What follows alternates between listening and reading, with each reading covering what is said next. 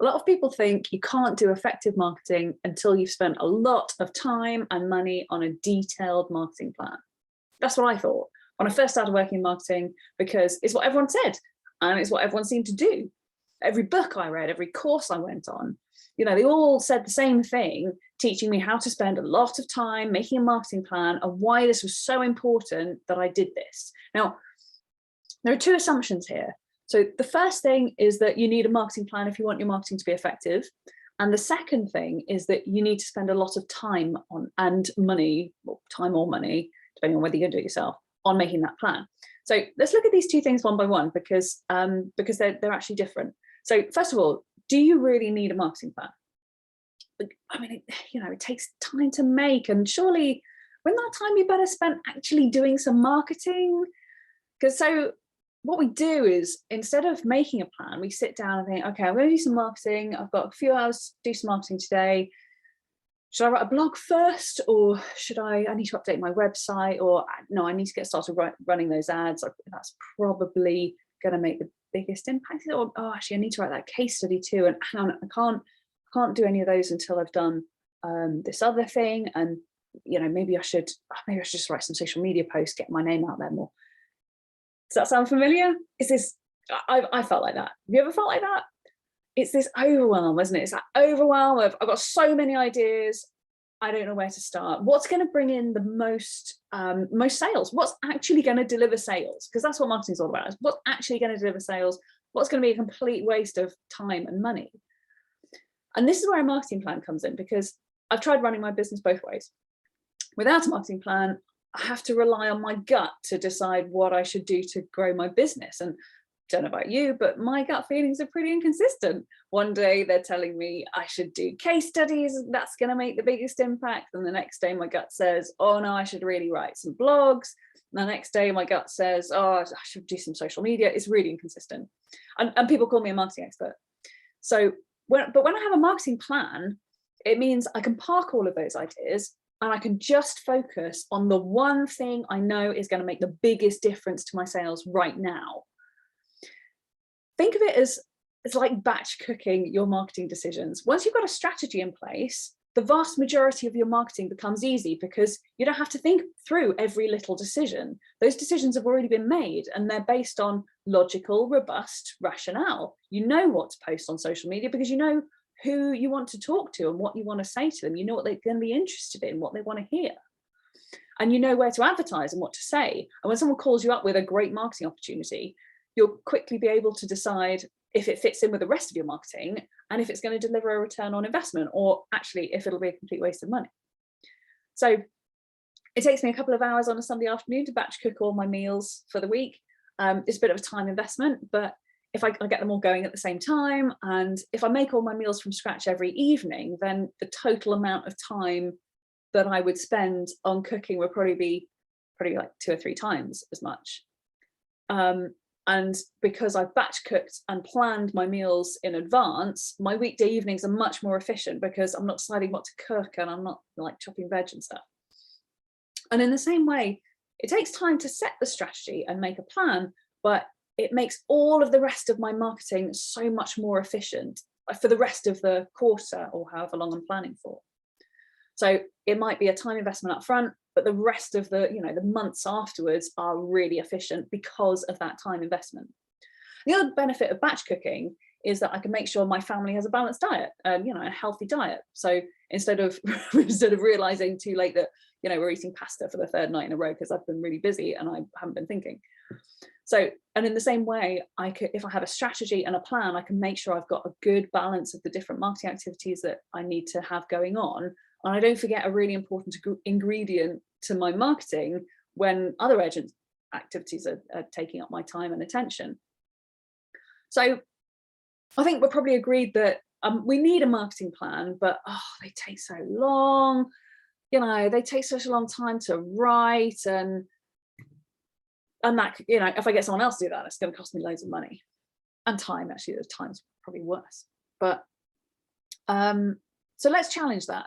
Do they really need to take a long time? Does a marketing plan have to take a long time? When I say a long time, like, I've written marketing plans for people that take a month to write. and sometimes longer actually. So in engineering, there's a methodology called Agile. Now, every engineer knows about it. You might already have heard of it. It's all about delivering value to customers quickly and with fewer problems. So instead of beavering away for years and then having a huge launch of a product or like a software, then engineers will start small, they'll deliver work regularly, and they'll evaluate and improve and get feedback all the time. Now, if you're creating a huge software product that needs to be perfect first time, like a game for Xbox or something like that, then you have to have a big detailed plan, and you have to get your thousands of developers all working to that plan, because it's got to be perfect when you launch it. But for most software projects, actually a much better approach is to create a minimum viable product, so like a beta version, and get people using it, get people providing feedback, and then improve it. See what people really love, see what people use, see what people don't really use, see what people aren't that bothered about, see what people are really bothered about. And the best bit about this approach is that you can have your customers paying you for the software while you improve it. And this is how most software is developed. But for some inexplicable reason that I can't work out, people aren't doing this in marketing. Even though it's been proven in engineering to deliver much better results, much faster, it's almost like marketing agencies want you to spend more money on marketing, which is weird. Why would they do that? So it's agile marketing means creating a minimum viable strategy. So, a basic strategy that's good enough, and then incrementally improving it and testing it and measuring each cog in your marketing machine all the time, regularly all the time, and keep improving it. Now, it's really important that you have a basic specification to start with. So just like in engineering, you need to have a basic specification, but actually it doesn't have to take that long to make that. Most small businesses can do it in less than a day. Now, one of my favorite client success stories, which really shows how effective agile marketing can be, is from Hello Creative, who are a small Bristol-based graphic design company who I was working with around middle of March 2020.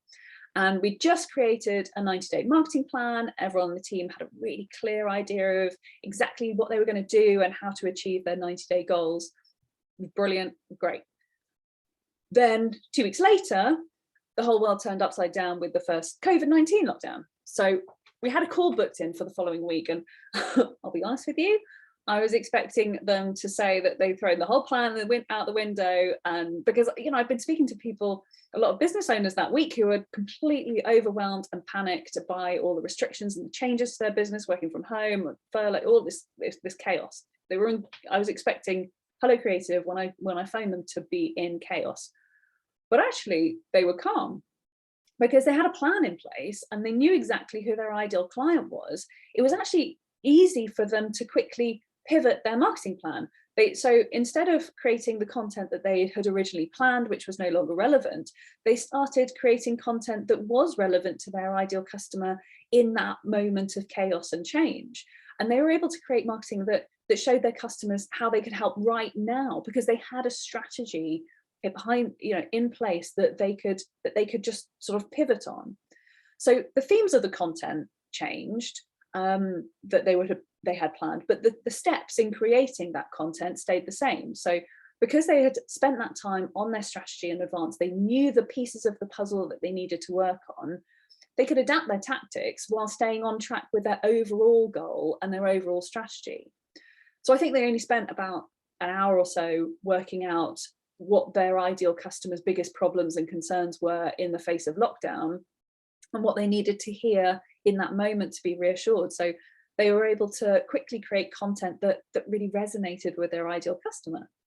Because they had a strategy that they were confident in, they didn't need to panic. They didn't need to throw their plan out the window at the first sign of change and start copying what all their competitors were doing. And instead of wasting lots of time and money churning out content that was totally irrelevant to their customers all of a sudden, which I saw loads of people doing, even big companies doing at that time, they clearly created their marketing plan and they were just going to plow on with it regardless. Instead of doing that, they honed in on the cog in their marketing machine, which they knew needed adjusting, and they started creating great content that really spoke to their customers' current concerns. So they wrote blogs like how to make a pitch to a creative agency during lockdown, and the 4 stages of transition as a business owner and a parent in lockdown. So I disagree with most marketers that you need to spend ages on a strategy and plan, because it's actually much more efficient for a small business. For a small business, it's much more efficient in the long term taking an agile approach, and your minimum viable strategy and plan can be done in less than a day. So my question to you is, what would it be worth to you and your business if you batch cooked all of your marketing decisions now, today? What difference would it make if you had a clear strategy and plan that you could then roll out over the next 90 days or however long, and so that all of your marketing was efficient and effective all over that period? What difference would that make? How much easier would it be if you knew exactly what would make a difference to your business's sales and what wouldn't? So I created my Kickstart Your Marketing workshop for exactly this purpose, to give you a minimum viable strategy and a 1-page plan that you can start executing straight away. So by spending less than a day, most people spend sort of between 4 and 8 hours on it. And so by spending less than a day on your marketing now, you'll be efficient and effective for the rest of the quarter, or however long it takes you to implement your 1-page plan. So you can find out more about this self-guided workshop at mmp.rosconkey.com/KYM, which is Kickstart Your Marketing. And you can start creating your plan and your strategy today, right now. I'll see you soon.